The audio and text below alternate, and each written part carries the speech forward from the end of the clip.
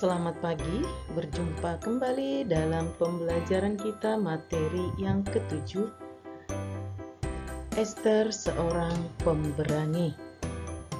Dalam pelajaran sebelumnya kita telah membahas kisah Raja Salomo. Maka pembelajaran hari ini kita memasuki seorang tokoh kitab Perjanjian Lama yang bernama Ester. Seperti biasa anak-anak, mari kita terlebih dahulu mengawali dengan doa pembuka. Dalam nama Bapa dan Putra dan Roh Kudus, amin. Allah Bapa yang Maha Baik, Engkau senantiasa mendampingi umat pilihan-Mu dengan penuh kesetiaan. Pada kesempatan ini, kami mengenal dan belajar akan karya keselamatan-Mu melalui tokoh Ester. Bantulah kami anak-anak-Mu agar dapat meneladani Ester yang memperjuangkan hal-hal yang baik dalam masyarakat demi Kristus Tuhan dan pengantara kami. Amin. Dalam nama Bapa dan Putra dan Roh Kudus. Amin.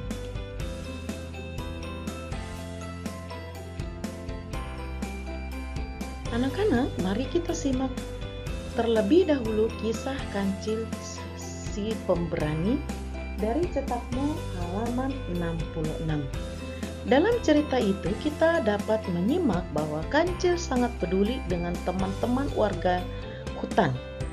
Kepeduliannya terutama ketika ada bahaya, ia bergerak terlebih dahulu untuk menyelamatkan teman-temannya.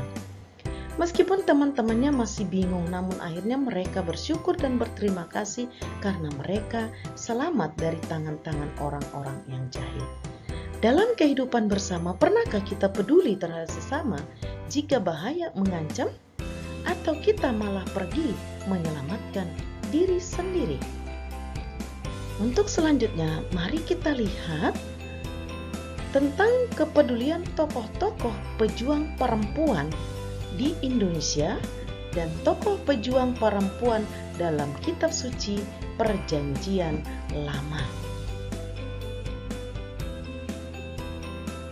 Sebelum kita membahas kisah tentang Ester dalam kitab Perjanjian Lama, terlebih dahulu kita mari mengamati dan melihat tokoh-tokoh pejuang perempuan yang ada di Indonesia. Tokoh-tokoh ini memiliki peran atau andil dengan menunjukkan kepedulian dan setia kawan yang sangat tinggi terhadap bangsanya, yaitu Indonesia. Seperti contohnya yaitu Cut Nyadin, yaitu pejuang pahlawan untuk membela bangsanya, yaitu yang ada di Aceh. R.A. Kartini adalah pejuang pembela bangsanya dari kebutahurufan atau untuk menjadi pintar. Dewi Sartika juga termasuk pahlawan pejuang kemerdekaan untuk mengusir para penjajah dari negara kita. Selain ketiga tokoh pejuang atau pahlawan yang disebut di atas, masih ada lagi banyak pejuang-pejuang yang tidak kalah perjuangannya seperti tokoh-tokoh para pahlawan yang kita lihat. Contohnya adalah Marsina. Marsina ini adalah seorang karyawan ataupun pejuang kaum buruh yang berani mempertaruhkan nyawanya untuk meningkatkan kesejahteraan sesamanya, yaitu sesama buruh.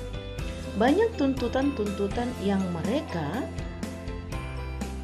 sampaikan kepada para petinggi-petinggi untuk memperhatikan kesejahteraan para karyawan atau buruh.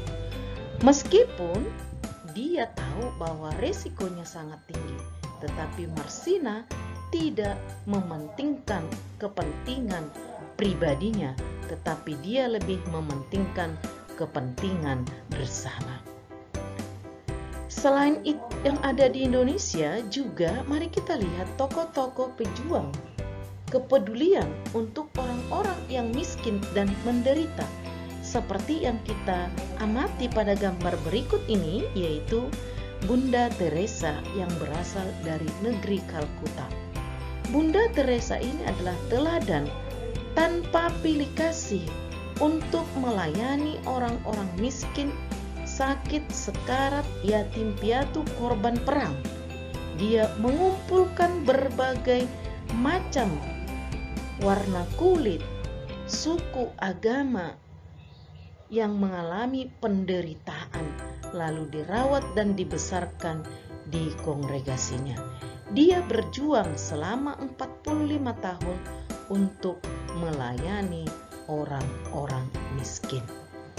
Ini adalah contoh-contoh pejuang kepedulian di dalam bangsa kita ataupun di dalam dunia ini.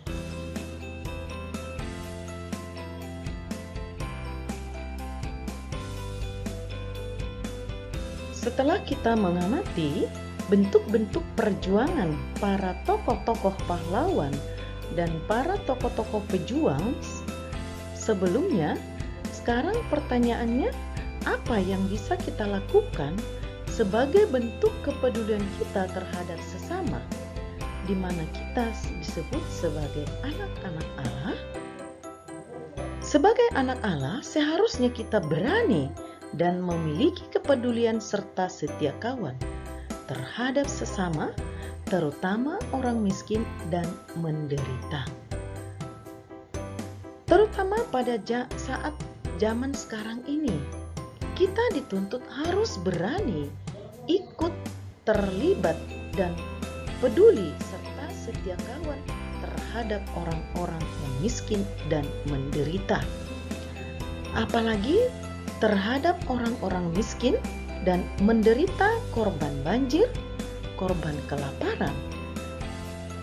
Dan yang paling nyata sekarang ini adalah terhadap saudara-saudara kita yang mengalami korban atau COVID-19. Memang kita pasti pernah peduli terhadap sesama kita. Yang sering kita lakukan setiap tahunnya yaitu dengan mengadakan aksi pembangunan dan aksi Natal yang kita tujukan bantuan terhadap orang-orang miskin dan menderita. Ini adalah salah satu bentuk kepedulian di mana kita berani untuk berkorban untuk menolong saudara-saudara kita yang mengalami penderitaan.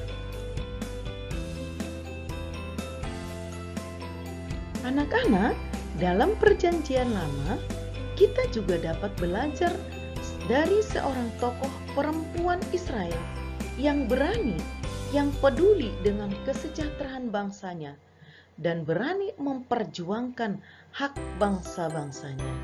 Siapakah itu? Dia adalah bernama Esther. Esther adalah seorang perempuan yang sangat cantik, namun penuh kesederhanaan. Esther ini adalah seorang anak angkat dari Mordekai, karena ibunya dan orang tuanya sudah meninggal. Raja Persia yang bernama Ahasuerus sangat tertarik dengan kecantikannya dan kesederhanaannya, sehingga ia dijadikan sebagai permaisuri kerajaan.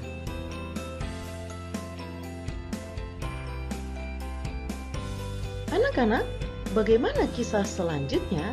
Mari kita simak video berikut ini, yaitu kisah Esther dalam kitab Esther 2 ayat 1-21, bab 3 ayat 15, dan bab 7 ayat 1-6.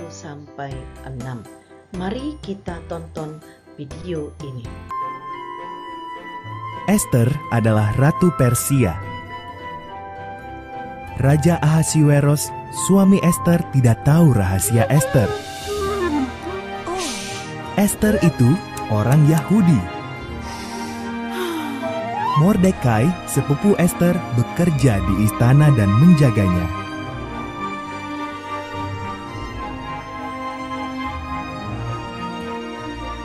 Haman, penasehat Ahasveros, baru menerima penghargaan. Ia sangat bangga. Semua sujud pada Haman, kecuali Mordekai. Haman tersinggung. Ia bersumpah akan membunuh Mordekai dan semua orang Yahudi.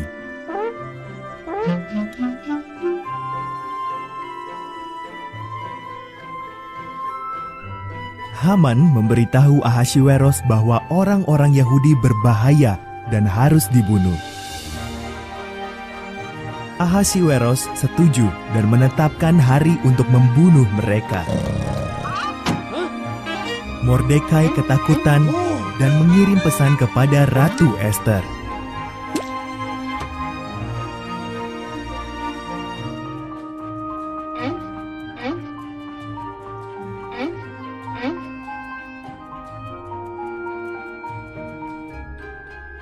Ubahlah rancangan Baginda Raja, pesan Mordekai. Jika aku menghadap raja tanpa dipanggil, aku bisa dihukum mati, jawab Ester. Mungkin justru untuk saat inilah kau dijadikan ratu, kata Mordekai.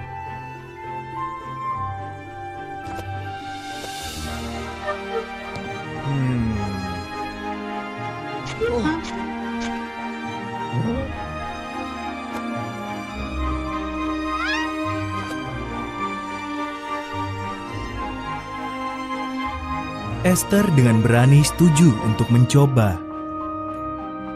Ia masuk ke ruang singgasana raja. Raja Ahasveros kagum melihat kecantikan Ester dan memanggilnya masuk. Bisakah kita makan malam dengan Haman? Tanya Ester.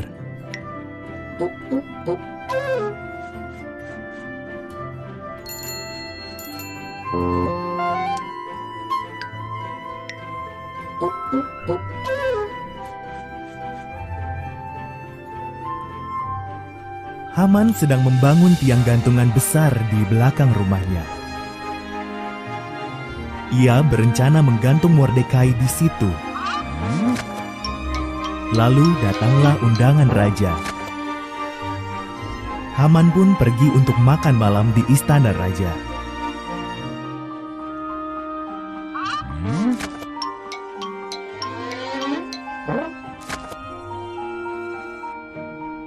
Ada orang yang ingin membunuhku dan bangsaku Yahudi, kata Ester pada Ahasveros. Siapa yang tega berbuat begitu? Tanya sang raja. Si jahat Haman, seru Ester. Haman, pengawal, hukum mati dia.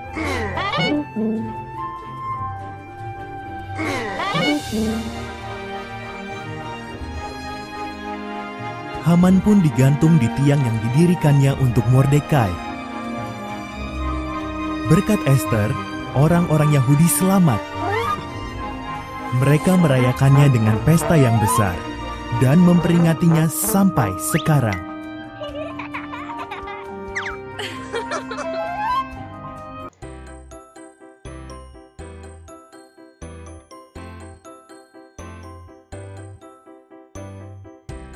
Anak-anak, Ester memiliki kecantikan dan kesederhanaan. Kesederhanaan dan kecantikan yang dimiliki oleh Ester adalah merupakan anugerah dari Tuhan. Dengan kecantikan wajah dan kesederhanaan serta keelokan hatinya, ia berperan sebagai perempuan yang berani memperjuangkan kebenaran demi keselamatan bangsanya. Ester tidak tahu bahwa Tuhan bekerja di balik seluruh hidupnya. Ternyata Tuhan memiliki rencana untuknya. Ester dipakai untuk menyelamatkan bangsanya, bangsa Yahudi, yaitu dari rencana jahat Haman yang ingin mempengaruhi Raja Ahasiweros.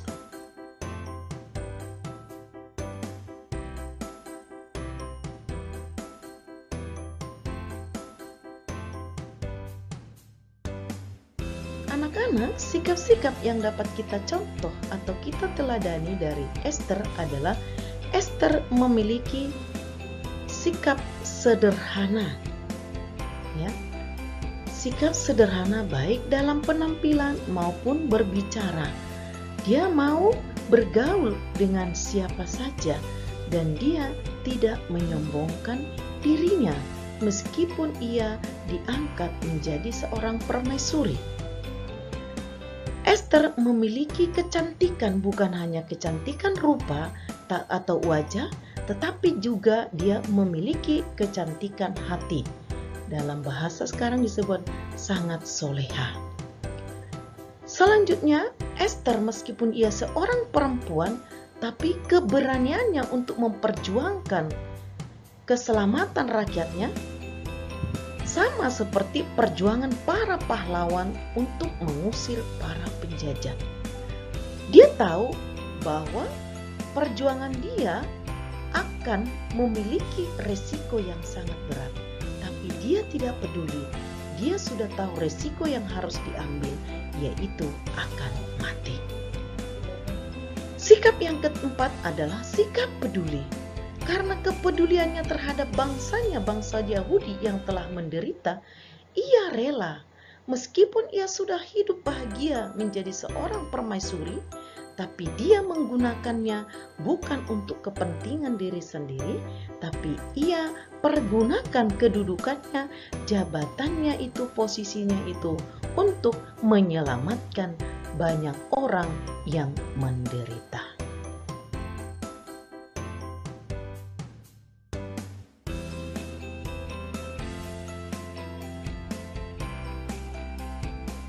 Anak-anak, sebagai catatan pokok bagi kita, Ester menggantikan Wasti menjadi Ratu Persia yang disebut sebagai Hasadah, yang berarti perempuan muda Yahudi cantik.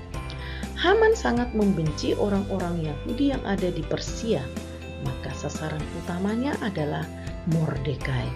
Kebenciannya terhadap orang Yahudi, terutama Mordekai, adalah karena Mordekai menolak untuk membungkuk dan menunjukkan rasa hormat di hadapan Haman. Haman adalah seorang perdana menteri membujuk Ahasiweros untuk membinasakan semua orang-orang Yahudi yang ada di Persia. Haman mengatakan orang Yahudi adalah pemberontak, berbahaya karena menolak mematuhi hukum raja. Tetapi Ester dengan beraninya menggunakan pengaruh jabatan sebagai ratu untuk mempengaruhi Raja Ahasiweros untuk mengundang Haman dalam sebuah pesta. Sementara Ester tahu akibatnya jika ia mendekati Raja Ahasiweros tanpa diperintahkan, maka dia akan beresiko dihukum mati. Namun Ester menerima semua resiko itu meskipun nyawanya terancam. Akhirnya Raja Ahasiweros mengeluarkan dekret yang memberikan wewenang kepada orang Yahudi untuk melawan jika terjadi.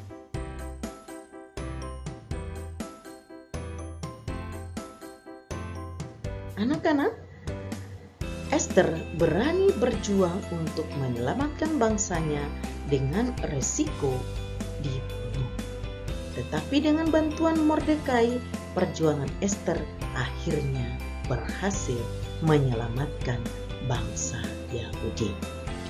Untuk itu, mari kita teladani bagaimana Ester berjuang untuk bangsanya.